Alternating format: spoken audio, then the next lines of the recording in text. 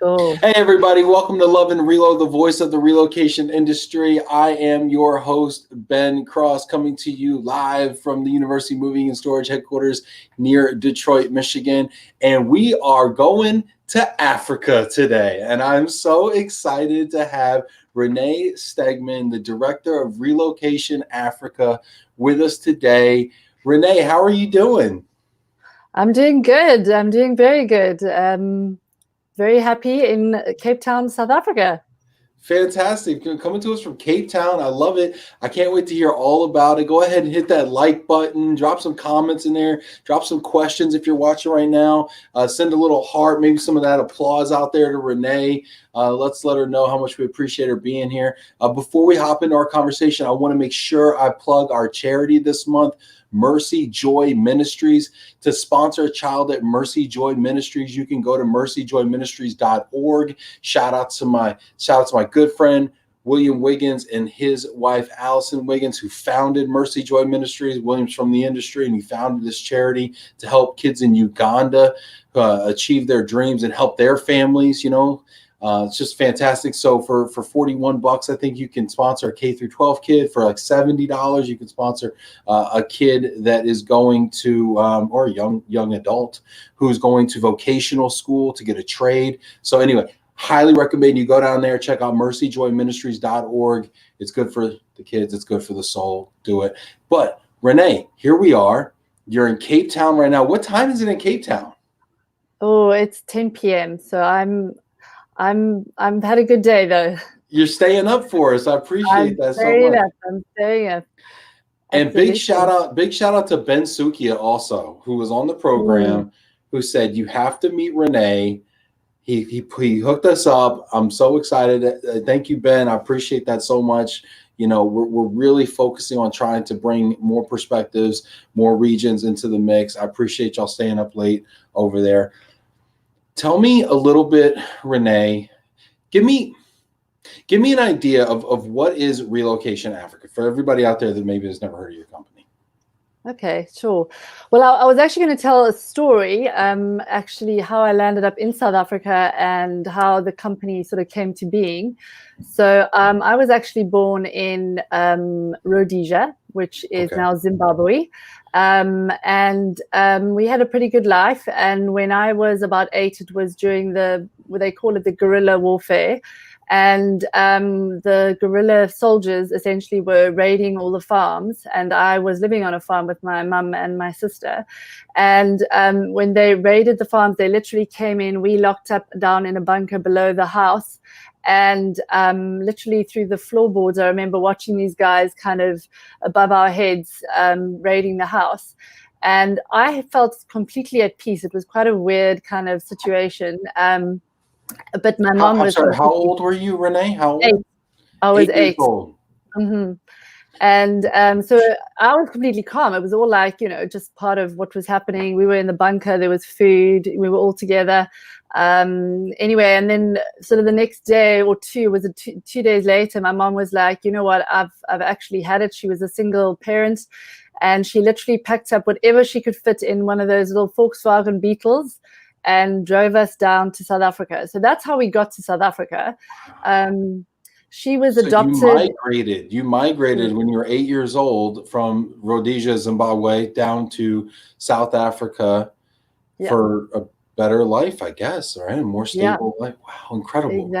Exactly. She actually was brought in. She was adopted and brought into Zimbabwe with her her adopted parents, who were missionaries so talking about missionaries, she was that was her father, and that's how she got to Zimbabwe. And then so we landed up in South Africa and made a life and lived there for a very long time. And she landed up, because of that move that she did very robustly on her own, she landed up helping many Zimbabweans into South Africa. So after a couple of years of, I guess, doing this, she started, and it would make sense, a company called Relocation Africa in 1993. So it was quite a few years later. It was 79 we moved to South Africa, but in 1993 she established Relocation Africa. So that's how we started. So your mission is highly personal. Yeah, it is. There's a personal link to it. Yes, definitely. How has that influenced the way that you've conducted? See, now you're talking my language here, because this is Love and Relo, right? So I mean, yes, we relocate people, but we do so much more, right? How has your story and the genesis of your company and your mom's story informed and influenced the way that you do business?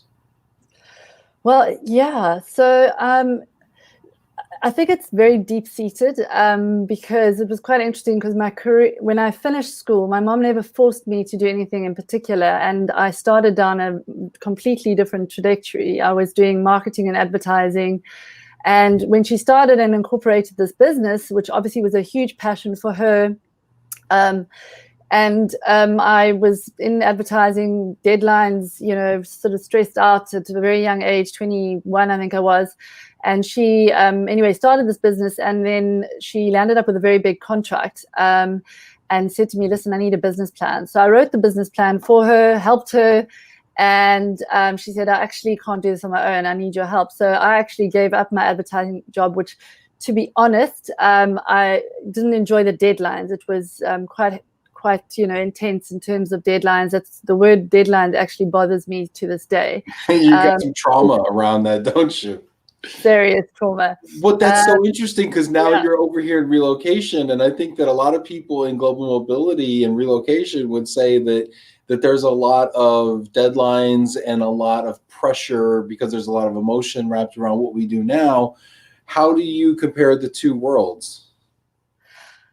Actually, to be honest, I can't. It's not even comparable for me, because we love what we. I love what we do, so as I say, I didn't start off in it, but I've grown into it as such. But yeah, I think there's a huge difference. I don't feel the trauma and stress, and I find often that we problem solve. So it's not really sort of a stressful situation with a deadline. There's often just matters that come up around, obviously, people, which require resolving. And so there's that collaborative sense I find with the client, my staff, and the assignee, often, that we come up and solve it together.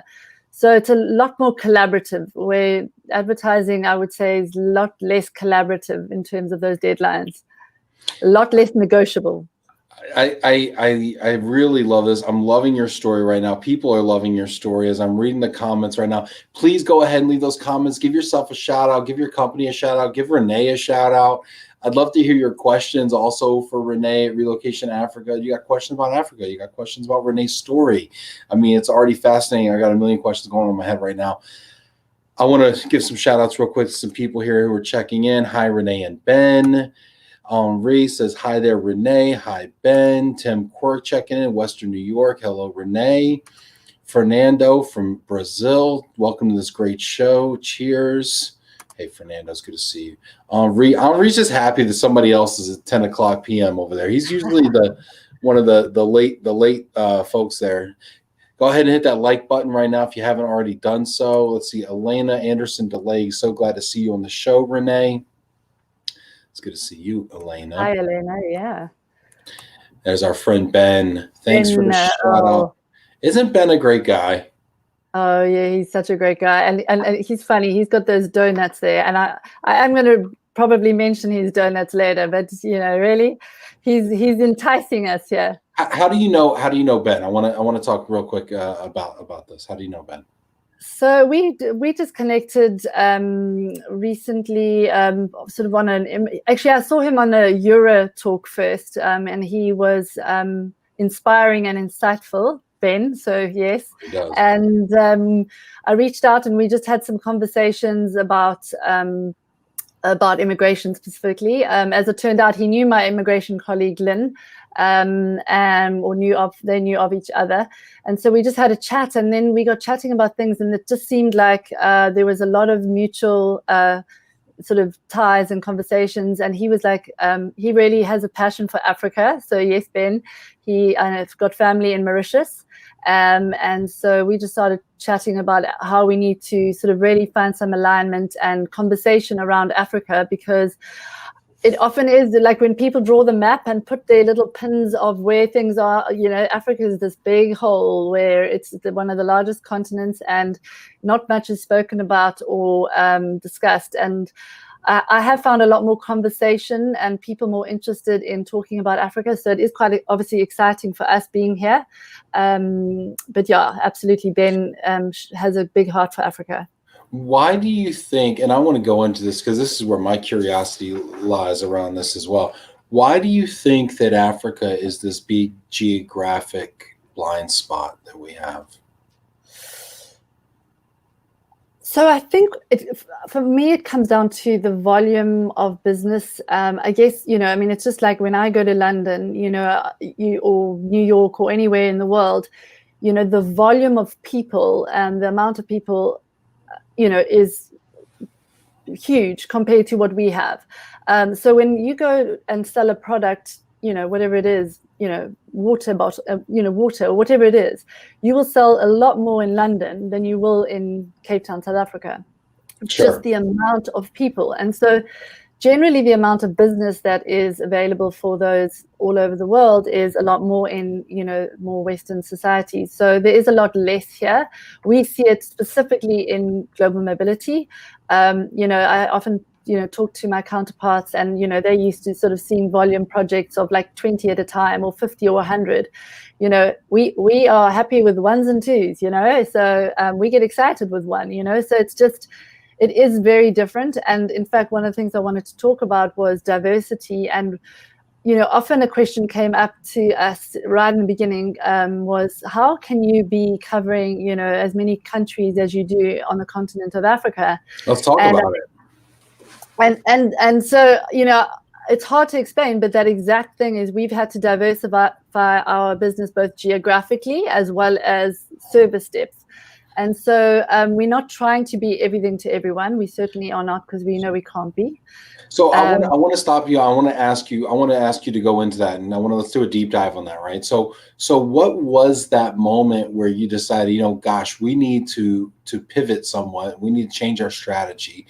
And what did you do in order to meet that, to take advantage of that opportunity?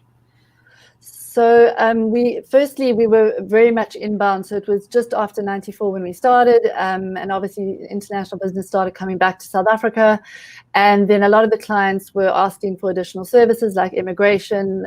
We didn't offer it at the time. I actually became a practitioner as you didn't have to be a lawyer as such. So I learned the Immigration Act and became an immigration practitioner. And then we just grew our service in South Africa. So we did various services from immigration, DSP, and then we started moving. A lot of our clients wanted to go to other countries. So we actually did over time open an office in Kenya and Nigeria, some disaster stories, but definitely lots of learnings. And so we started offering from a geographical perspective wherever our clients wanted to go. So we basically went with the demand.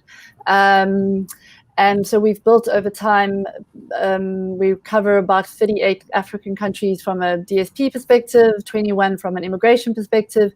We also offer something called research. It's the cost of living, housing, schooling type information that data houses basically acquire and sell on. And so we diversified quite extensively into a couple of fields.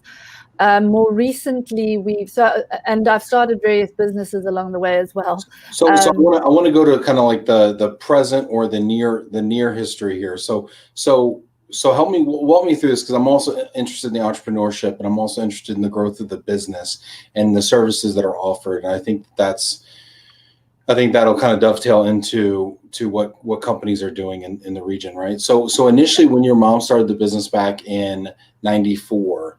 What were the services that were offered initially? Just inbound to South Africa, DSP. Inbound DSP in South Africa. Yeah. Flash forward to, 2015 to 2019, time period. What services had you grown to? So we basically have two businesses that have 4 service lines. We do immigration, so immigration in South Africa as well as 20 other locations. We do DSP in 38 locations, inbound and throughout the region. And we offer so the international payroll and payment services, and that and the research side actually are through the business I started called Global Expatriate Management, and that offers sort of the international payroll, sort of more that I say the technical, less soft side of our services. So those are the 2 businesses that I've been running the longest. And then 2 years ago, so 2018. We started a temporary living business on the continent of Africa. We currently cover 28 locations for the temporary living. Wow. So you're really adding a lot of service lines here to kind of encompass almost everything but the household goods, right? That's what's near and dear to my heart as a mover or removalist. Do they call them movers in South Africa, or they call them removalists? Well, we call it removals, and then we refer to it as household goods. Sure. Really. I'm always curious what people call us, as long as you don't call us bad words. So you offer. So how did you make the decision to get into temp living and corporate housing? So for Relocation Africa, we belong to a network called TIRA, which is the International Relocation Associates. And part of the sort of subscription to that really is we subscribe to an ethos, which is we don't take commissions, which is quite an interesting philosophy. And so, we didn't want to change that model in our business. So we wanted to only charge professional fees to our clients. And so temporary residence, therefore, is a commission-based business model that we noticed from the rest of the world. And so we started a separate entity. So that's called myresidence.africa. And basically that purely no service, no professional fee. You just go to them and they search for properties for you, and they earn their income from the landlords, property owners. So that's interesting. So you have a fee-based model and then a no-fee model. Yeah. So you're trying both, because this is something that over here in the States, we've seen an evolution from get my hands here. I always like to talk with my hands here. So we've seen an evolution from a fee-based model where a corporation pays a fee to the relocation company and they provide services as a pass-through, to an evolution to a zero fee model or a reduced fee model, where they're getting, to your point, commissions, accruals, rebates, whatever you want to call it, from the service providers for the services that the relocation company provides. And it's interesting. So you're I'm seeing an evolution with your company as well, based on, presumably, on what your is that based on what your customers are asking for? Well, I think it's the business model of the temporary living. They don't charge a professional fee, and they only, and that, I think that would be my conflict. I would never charge a professional fee and earn a commission from a client. I feel that would be, unfair. You're double dipping at that point. Yeah, sure. Exactly, right? So I wouldn't want to do that. No. So it is a different concept, but that's why we pulled it outside of Relocation Africa's business.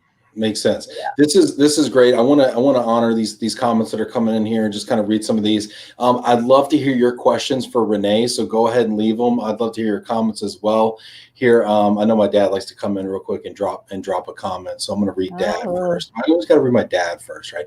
Love what you do. Turns the exact same stimuli into energy and passion, not stress. I've known missionaries to Zimbabwe. Always wanted to visit Africa, but I can imagine it is not all adventure but full of challenges. South Africa seems very different, very remote. I hear every country is greatly different. What are some of the issues with moving to the continent?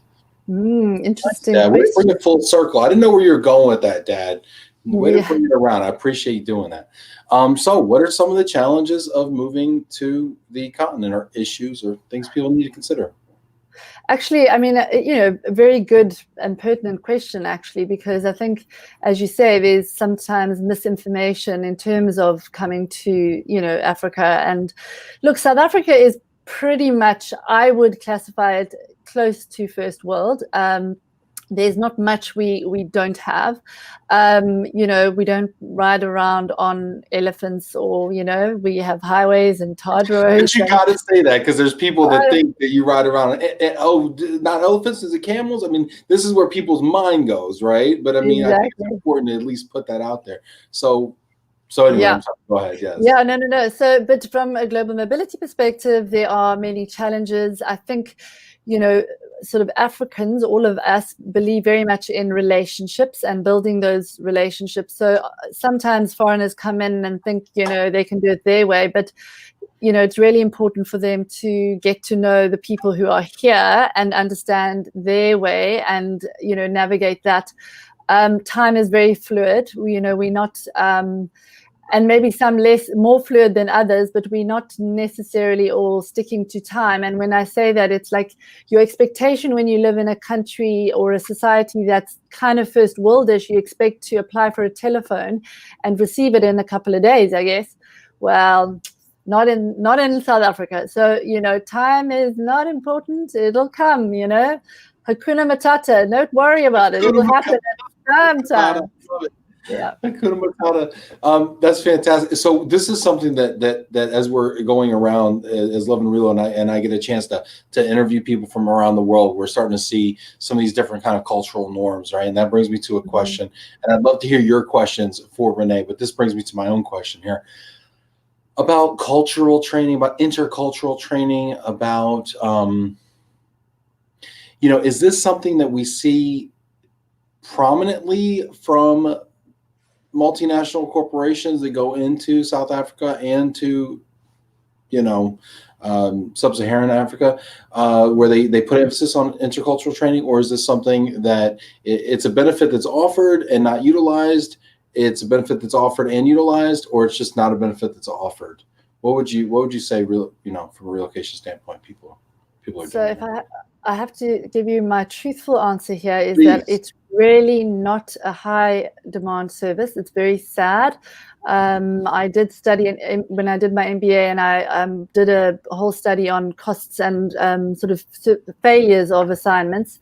And one of the failures often is the fact that they haven't so basically integrated or adapted appropriately. So you can have all the skills in the world to do the job, and they say only 15% of that, you know, is relatable to the success of your assignment. The rest of that is all through your adaptability and your integratability into that society. So I find it quite sad that people and perhaps corporates don't often have budget for that. They sort of go to the essentials, you know, immigration, et cetera, but we actually did develop a program, and because cultural training, I mean, we got inquiries like, please don't you give us some cultural training, you know, just one day will be fine. And we sort of did a sort of deep dive into that individual who wanted this cultural training, and found out all they wanted to do is go and see the cultural sites of Pretoria and Joburg. So it was completely not cultural training. So I think people also don't actually really understand what they need to be giving their assignees in terms of some of the global mobility managers. So not used as it should be, I don't think. But the program we developed, we try to take away from the cultural differences, because I find that quite negative in terms of, you know, I'm culturally different to you, and therefore my differences may be not so good, so I should adhere to your differences. So we changed the name of our program, and we call it the power of difference. And so we want the people who are taking our programs to understand their power and their difference, and how that can be applied appropriately in the environment that they are adapting to. What is go into just for a second, what is the power of difference? Well, it's their power. So it's their, so if, for example, you know, it's understanding their power, which is their difference. So it's just a different way of labeling it. Instead of saying, you know, you're culturally different, it has a certain, I think, negative spin on it. Where if you say, well, you know, I'm different because I'm German, let's say, I'm very direct. Right. But actually, in our environment, your directness could be very appropriate as long as you've built a relationship with the individual you're dealing with, and then they appreciate your directness. So it's understanding what your power is and using it appropriately, I suppose. I love it. Sandra Clary is saying the power of difference. I love it. Thank you, Sandra. I agree with you. Henri says intercultural training is underrated for sure.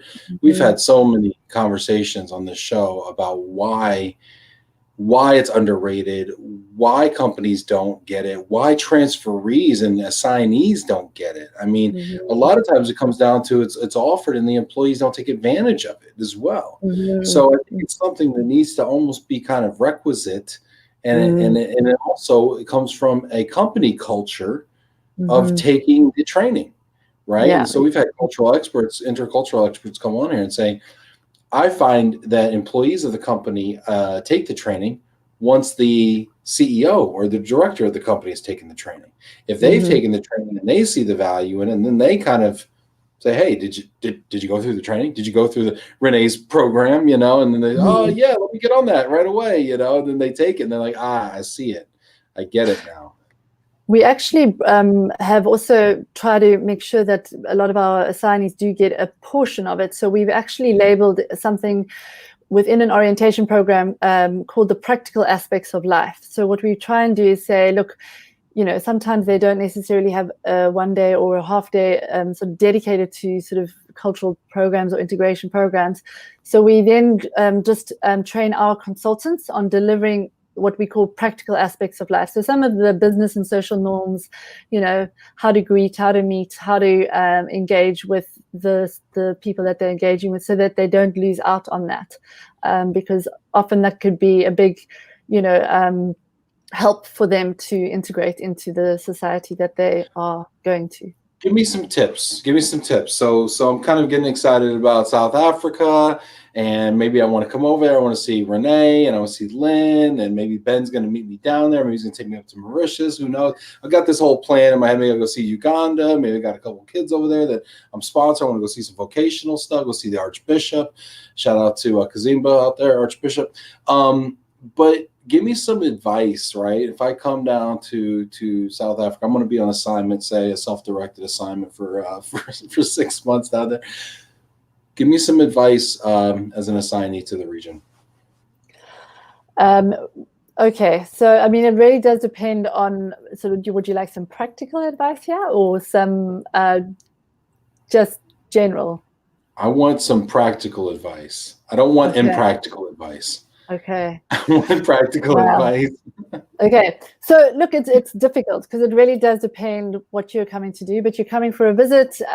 You're wanting to I'd be a self-employed talk show host, goes down to South Africa and wants to interview people in the region to talk about relocation and global mobility. But first, I have to make sure that I get along with everyone so that my assignment is a success. What advice would you give me as a professional? So, as a professional, I would get connected with as many people as you can, because it is all about the networks in Africa. It's not sort of like a societal thing, like who you know necessarily, but it is about making connections and meeting people face to face. So there's a huge level of trust that is built by face-to-face engagement. It's actually quite funny is, a lot of this discussion around virtual tours and those sorts of things, which is obviously very relevant in our industry, but I sort of have to sort of question as to how that would work in terms of virtual assignments and those sorts of things, because Africans build trust by personal meetings and engagements and respect and those sort of important, direct conversations. So I would say definitely to try and engage with people on the ground and build some relationships. What other practical advice? Are there any kind of like cultural, intercultural things that might be different than maybe what I'm accustomed to? It is a patriarchal society. Obviously, we have. That's very different because my wife runs the show. She's right there. She's always looking at me, and then I have Janet backstage who makes sure that I stay in line. So that would be a bit of a change for me. Yeah. Yeah, so it is a very patriarchal society, which I know, we're trying very hard as a society to change, but it's culturally ingrained. And so it is something that we are trying to change as a society and talk about. So that is quite different. But in saying that, that is just that, I guess, just understanding that. But a lot of, it's just building relationships, trusted relationships.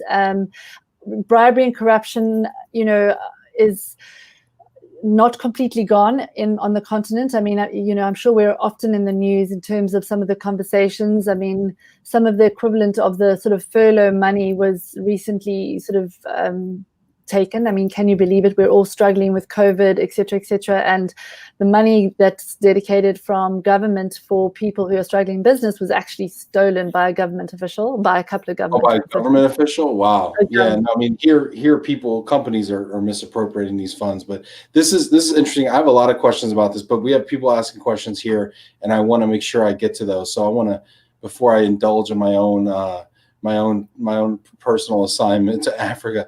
Henri says, Ben Cross, Love and Relo ambassador extraordinaire. One day, Henri, you keep tuning in, buddy. Mary says, are you finding the companies are acknowledging the assignee's partner and spouse and their integration? Actually, so it's an interesting one. There's something called the Permit Foundation, who's been lobbying government quite hard to try and get spousal visas in South Africa approved. But at the moment, South Africa and many of the African countries you aren't able to work as a spouse of a work. Why is that, you think? Why is that? Not so already, I mean, there's an attitude, and I am talking very generally, of foreigners take away local jobs. So already, the jobs that are taken as such by a foreigner, to then have the spouse also come and engage, they have to have a certain level of skills to be able to get a job. So they can apply for a work permit, but they would have to apply in their own right as such. So that is something, but just in terms of acknowledging assignees partners in terms of their integration is, I think, more the question is, yes, there are spousal programs. We do ourselves support spouses with, integration, either if they want volunteer sort of opportunities, or if they want us to assist with CV preparation, for example, to go out to market. We have a lot of companies who do outplacement type work, which takes a person through, getting ready for job application processes. So we do support spouses, and companies do support that process. So they have to get a visa on their own. Once they get a visa, then you help them with the CV and the things like that. That makes sense. Yeah. Interesting. Very interesting. Susan Ginsburg says, hi, René. Hi, Ben. Love the power of difference mindset. Do you see that perspective leading into a larger conversation about diversity and inclusion? If so, how? Well, so diversity and inclusion obviously is a big conversation, again, globally. And what I love, Susan, thank you for the question. It brings that, and it's actually going to tie in our donut somehow, because sustainable development, is all about social inclusion, considering the environment, and, sort of making a profit without damaging any of those. So yes, the power of difference and social inclusion, the idea with the power of difference is to make everyone feel included in the process, to feel incorporated. And that is the aim of our program specifically. In terms of diversity and inclusion, as I say, there's a lot going on in South Africa at the moment to really make those changes. So obviously from a gender perspective, a lot, as I say, it's a patriarchal society, and a lot of those changes are starting to happen in businesses where they are putting women up for roles, and those are starting to be recognized. So yes, it's getting there, but it's taking time.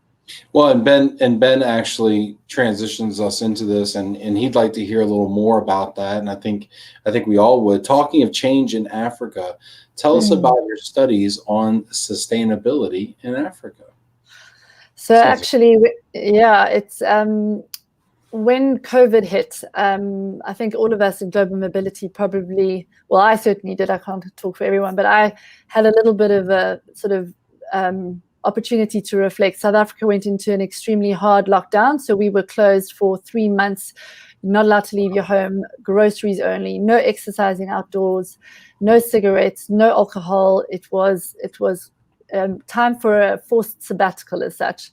And so Wait, no cigarettes and no alcohol? Like they didn't sell it, or you couldn't couldn't sell it. Huh. Okay. Yeah. Wow. So that's all we did over here in America is we were like, well, I guess that's all we got. You know, we're gonna be locked in here. We're just gonna go crazy with it. Anyway, so okay, so you had a lot of time to think very clearly about what's going on. No foggy. Yeah, so I decided to kind of really look at, my where I was, because obviously, as I said to you in the beginning, part of the role with the business, I sort of fell into it through my mother, and I wanted to just take this time to reflect on, is global mobility going to be around in the future? What am I passionate about? So really look at my values and see what I wanted to continue doing. So I landed up obviously reflecting, finding that I really am passionate about the environment and sustainability into the future, specifically around work. And so I studied something through the University of Cambridge, which is sustainable development in a post-capital world, which was quite intriguing. But certainly I've had some amazing learnings, and part of my journey actually was I also offered 10 hours a week of pro bono work to they call it B4SA, which is Business for South Africa, which basically a group of people. So this is actually so beautiful.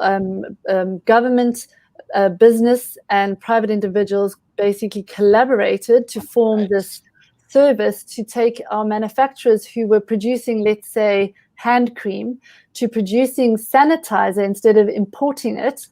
And so we basically facilitated a project to help, I think it was about 55 manufacturers to produce PPE locally as opposed to internationally. So again, that talks very much to sustainability and sustainable development. And that is obviously social inclusion, it's localization, which some people in global mobility may say, oh, this might damage, how things look going forward. But actually, I think it's going to sort of, we're never going to not have global mobility and foreign direct investment, certainly on the continent of Africa. And so... need it, right? I mean, and I think, and I'm just going to hop in here because this goes back to something you said before about not giving spouse visas as a normal thing to do.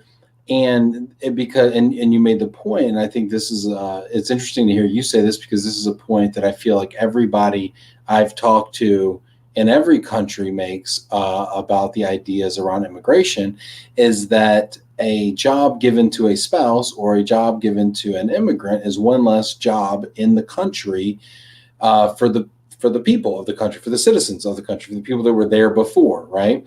Mm-hmm. And what I've heard other immigration folks and people who have studied this say is actually that immigrants create jobs, that immigrants actually create 1.8 jobs for every job that they take.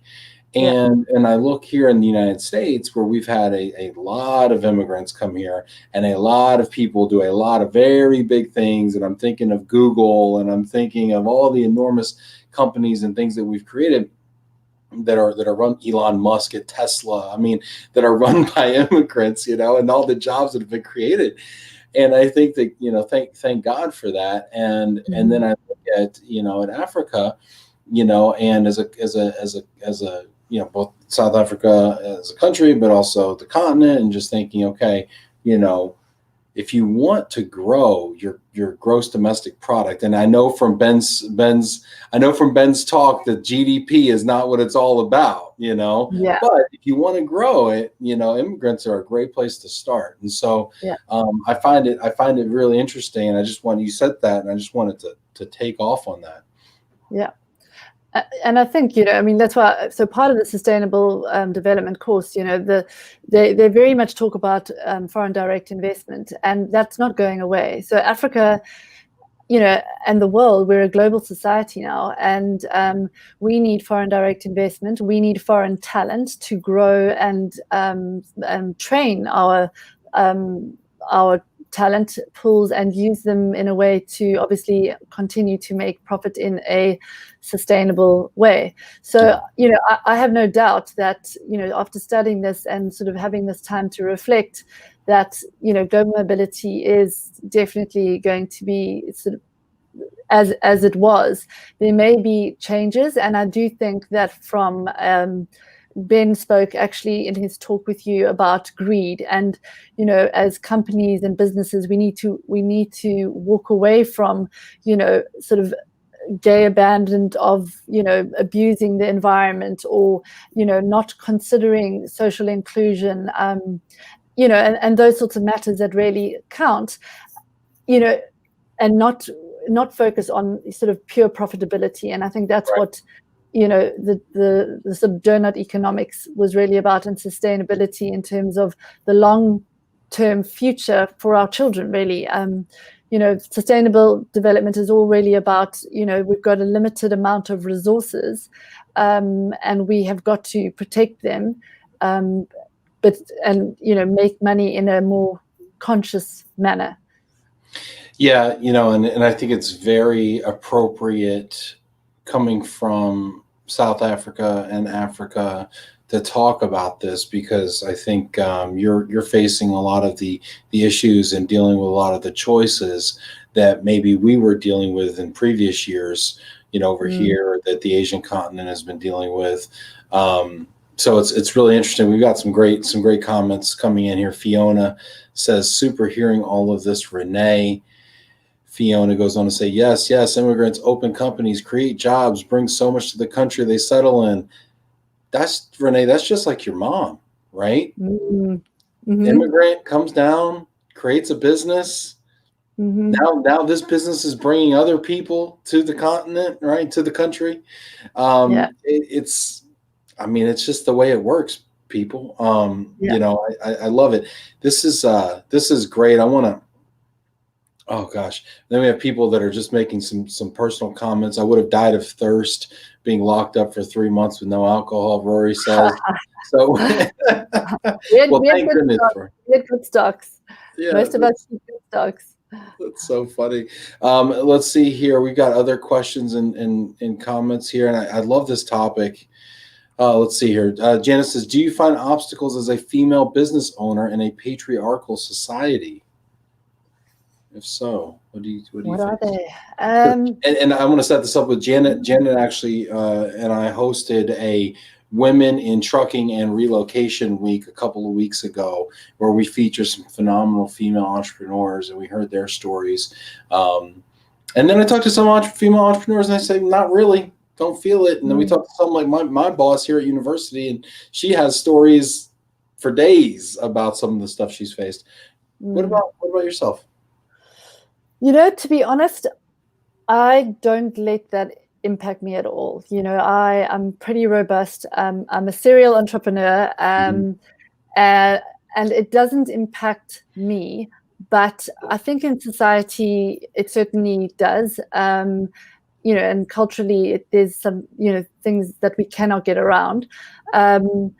And it is spoken about. It is a hot topic in South Africa in terms of, human resources. Our women equivalent positions are paid less than our male equivalent positions. So unfortunately, it's got to change. But we've got to be stronger as women, and we've got to stick together and be brave. I think that's kind of my mantra, and I think when you believe passionately about what you do and what you want to do, I think some of those issues are put aside. I mean, for me, I don't ignore them if they're there, but I certainly don't focus on them. So, I think I battle through them if they were there. I love it. You're focusing on changing the things you can change, changing Exactly. your little world, and I think I think there's a lot of positivity to that, right? I mean, because there's things that we can. It's very easy to get overwhelmed when you look at the macro issues, right? But if you look at the decisions and the things that are within your control and the choices you can make, and you make those choices consistently, they cause ripple effects in other people's lives and in the world, in the greater world. I mean, that's some of the stuff that Ben talks about and some of the donut stuff, right? Is if we make small choices, and sometimes we have the opportunity to make big choices, but every day we have this opportunity to make small choices. When we make those right choices, I think it can inspire others and create change that's larger than ourselves. Yeah. Really cool. Really cool. Rob actually asked a question. This is really interesting. Rob says, is it harder to build those networks? Earlier in the conversation, you talked about networks, how important the personal networks are, how important the personal meetings are. I tell you what, that's how I am. I'm a hugger. I'm a handshaker. I just want to, I don't know. It's weird. I know, but I want to be able to touch you and just, be human, right, with you. Is it harder to build those networks in Africa during the pandemic, especially if face-to-face meetings are rarer?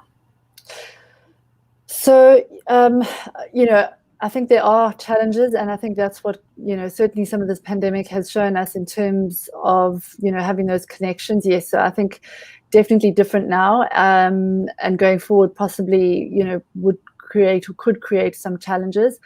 What I have found is that people are a lot more open to conversation, and a lot of the people I was dealing with before, I would only have telephone calls with or email conversations with, where now, from a network perspective, we have all these face-to-face Zoom or other, and it's, in fact, on every call, we're seeing each other's faces, which is more than what we were doing before. Yes. And then also, I think it is also, I understand it's harder when you don't have those face-to-face interactions, but what I would recommend is putting yourself out there, because there are still opportunities to network and engage with, various business people, but you do have to put yourself out there. Like these kind of environments, put yourself out there, talk about yourself, your business, or things that you're doing. So I think it's just a matter of putting yourself out there in the networks in a different way, being part of other things. Is there any kind of global mobility or relocation, thought leadership, video, podcast stuff, things like that you've been impressed with coming out of your region? Global mobility specifically.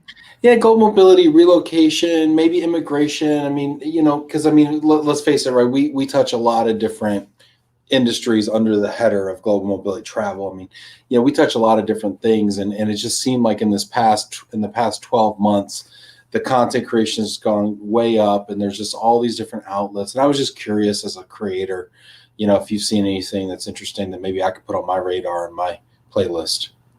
Look, Ben, there's not a huge amount out there. And in fact, I would give a shout out to my colleague, Lynn, who hopefully is watching, but she does a lot of podcasts or webinar type interviews with a lot of our immigration partners across the continent.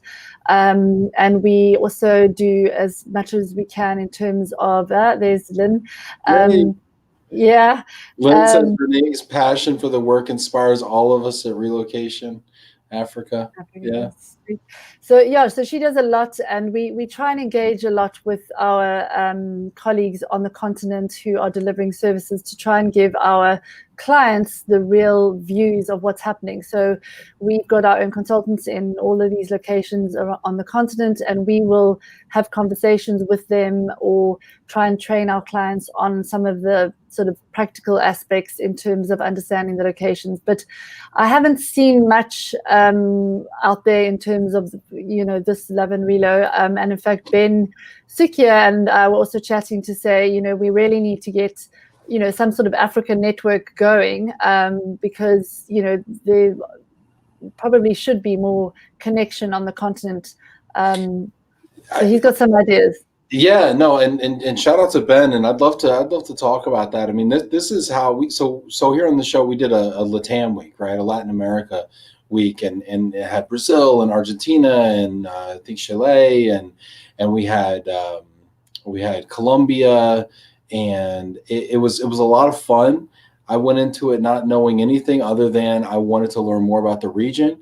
We had a couple of people, Janaina Chesnowski, we had Vinny Valverde, some people that knew the region and knew people there and what was going on. Because to your point, right, about networks, right? Mm-hmm. And we collaborated and we put it together, and I kind of turned it over and I said, hey, I got this platform, but you guys can use it. And we created a week around Latin America.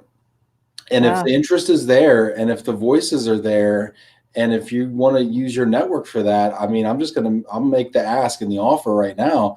I would love to have an Africa week on Love and Relo, where we put together the best and brightest minds and most interesting thought leaders, and maybe, I mean, I know it's a big continent, right? So going around and kind of touching the different regions.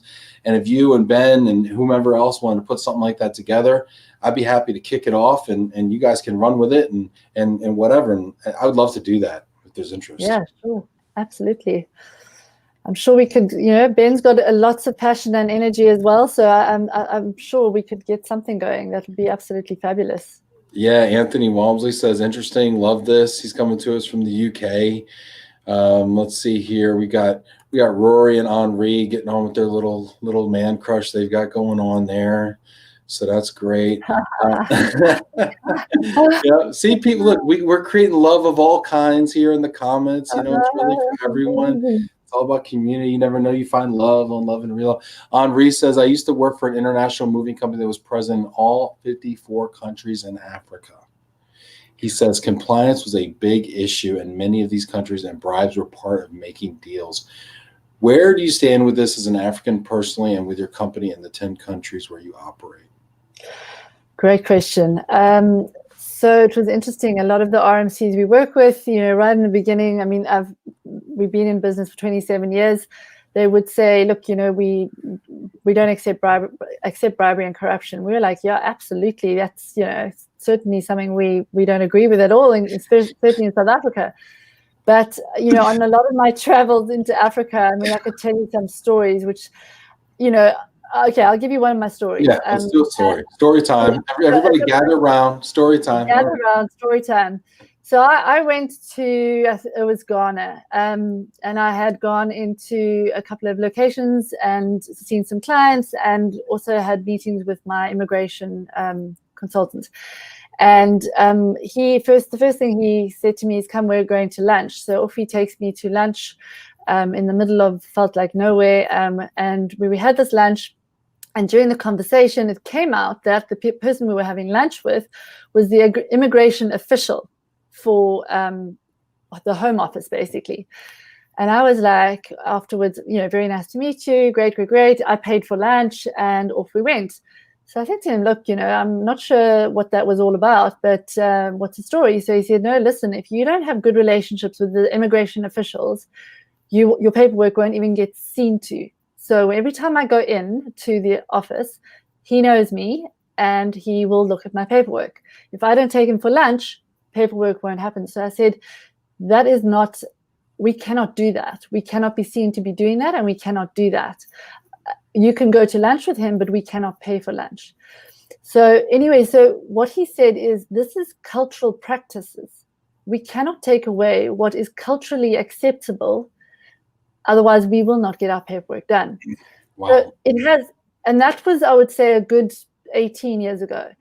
It's a different story now, completely, with our immigration, and it is they all sign agreements with us, with our clients, and there's no bribery and corruption happening. So it is a changed and educated, in most parts, with certainly our consultants.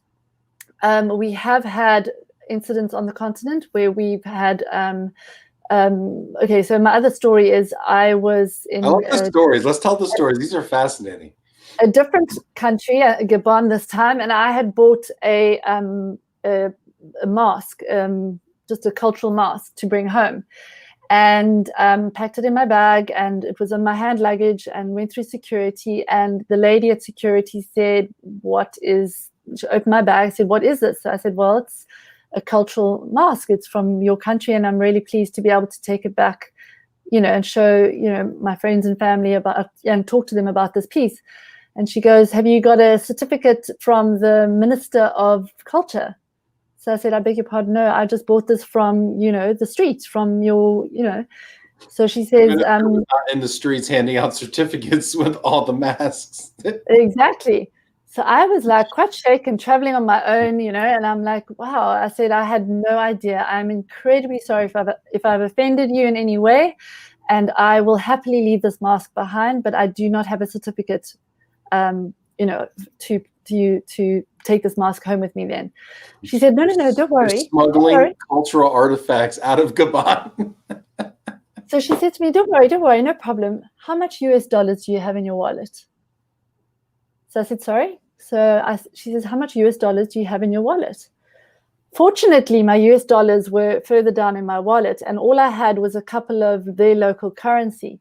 So I looked in my wallet and I said, this is all I have. And it was equivalent to like $1. She took it, she grabbed it from me. She said, you can go. Unbelievable. Oh, so, goodness. Yeah. So, and then you realize that this was at a security check was it an airport or a border check? At an airport. Yeah. So it's unbelievable what actually happens. And I understand when, sometimes people put in those $1 to get through customs and that because they don't want the hassle.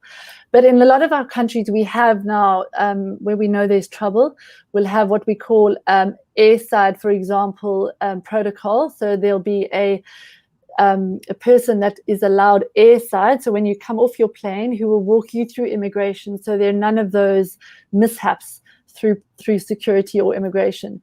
But it has changed a lot, but it definitely still happens, and there are people who take chances. But we don't accept it as a business practice.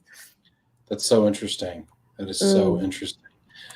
People are really enjoying your stories. The stories are always great. And Annette checking in from Fort Worth, Victoria checking in from Dallas. This is really this is great. We've got Lynn checking in from New York. very much appreciate these stories here. Hope I got everybody. Let's see here. What else do we have? We got some other questions here. Let's see here. Elena loves the idea of Africa Week. She says, yes, let's do it. Janaina says it was amazing. Okay, when we did Latam Week, so thankful for all that came. And it's coming in since our Love and Relo in Rio. Sylvia Rivas, great to know more about Africa. Love it. Beautiful mission you have, René. Like the way you started. This is great. Henri says you can write a book with the stories you have. These are fantastic stories. This is wonderful, René. I got to tell you, this has been very, very eye-opening. You've kind of, in a lot of ways, demystified, things for me. In a lot of ways, kind of raised more interest and more questions in some regards. I want to give you the opportunity, kind of, to leave us with kind of a final thought here, and thank you everybody that's chimed in with all the questions and comments. We probably have time for one more question. If anybody has something burning that they want to ask René, also hit that like button. Give a shout out if you haven't already. But René, is there kind of a final thought you'd like to leave people with? Look, I mean, Africa is obviously a big continent. I think what is interesting in terms of just what is changing is there's something called the Africa Free Trade Area. So Africa is really trying to trade amongst African countries. So that's quite an interesting bit of information that is sort of more recent. And they're even talking about sort of free visa between African countries for the ease of people moving from an African perspective. Africa, you speak to expats after they've been to Africa and they've gone to other countries afterwards. And if you talk to them, in terms of their assignment, what they enjoyed, they often reflect mostly on their African experience, as tough often as it is, because the stories are incredible. And one of the stories, just to give a quick anecdote, one of our clients came over, and this comes back a little bit to cultural training, wasn't prepared enough and arrived in his home, and the movers moved all his goods in, and they were in their garden the next day, over a weekend with their family, and there was a snake in their garden. They literally phoned the relocation company, packed up, and left the country the next week, literally a week later. And, you know, I know it sounds very strange, but snakes in my garden. Yeah. But I think it's sometimes, you know, those little things that aren't spoken about.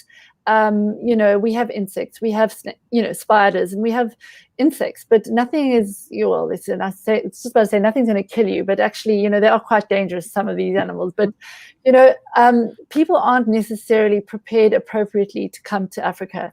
But if they are prepared appropriately, it is, I would say, one of the biggest adventures of your life to come and experience, and Africa will sit very firmly in your heart for the rest of your life. So, yeah, it is a great place to live. That's fantastic. That's great. My cousin's trying to plan a trip right now to Tanzania. My uncle went to Kenya, and I've heard fantastic things. I've got some Ugandan friends all of a sudden now.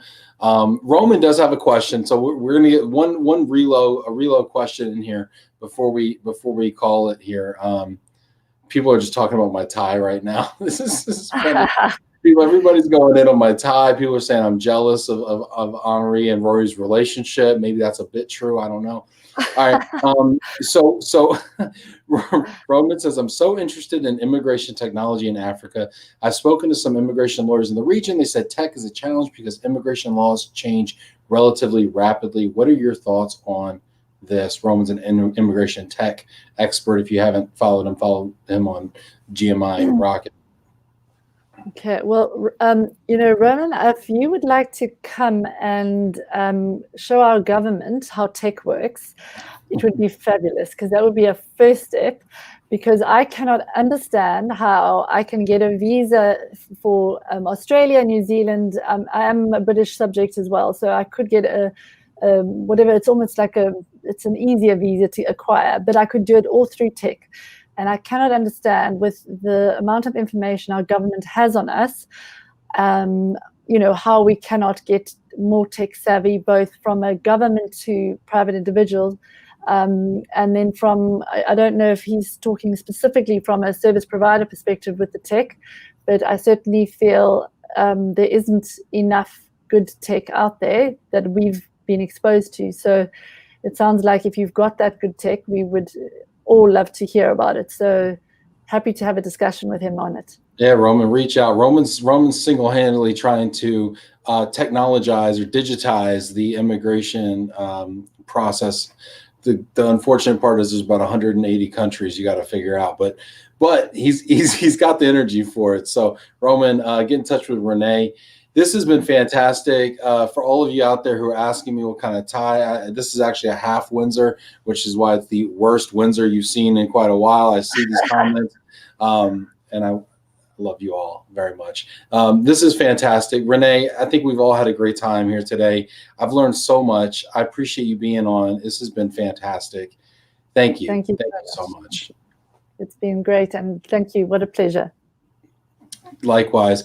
And everybody, tomorrow we've got a new time. So I'm glad you stayed tuned until now, because 9 a.m. Eastern US, we're going to be on tomorrow with Shazy Tan from Singapore. So she works for, she does global mobility for a multinational manufacturing company. She will be on with us, giving us, you know, the global mobility scene from a Singaporean and Asian perspective. Can't wait for that. Special time, 9 a.m. So it's going to be an early one tomorrow for you U.S. people. It's going to be a normal, reasonable business time for René and her colleagues over at Relocation Africa. So hope to see y'all there as well. Thanks, everybody. And then also we've got Bill Mulholland from ARC Relocation coming on Friday. So hope everybody tunes in all week long. René, again, thank you so much. Take care, Ben. Take care, everybody. See you.